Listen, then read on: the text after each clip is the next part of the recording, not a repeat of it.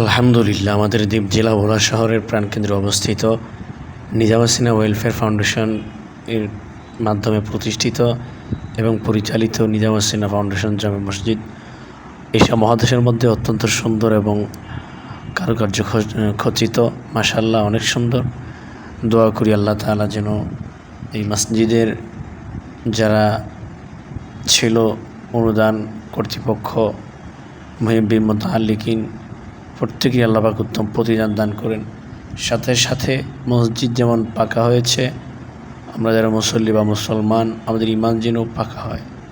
কথায় প্রচলিত রয়েছে যে মসজিদ ছিল কাঁচা, মুসলিম ছিল পাকা বা ইমান ছিল পাকা। বর্তমানে মসজিদ হচ্ছে পাকা আর ইমানদার হচ্ছে কাঁচা।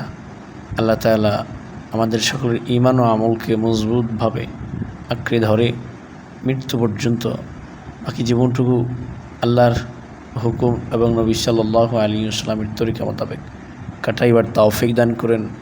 এই আশা এবং দোয়া সকলের কাছেই প্রার্থনা করছি, যাতে করে আমরা আমাদের খাঁটি মুসলমান হিসেবে পরিচয় নিয়েই কবরে রওনা করতে পারি, এই দুনিয়ার থেকে বিদায় নিতে পারি।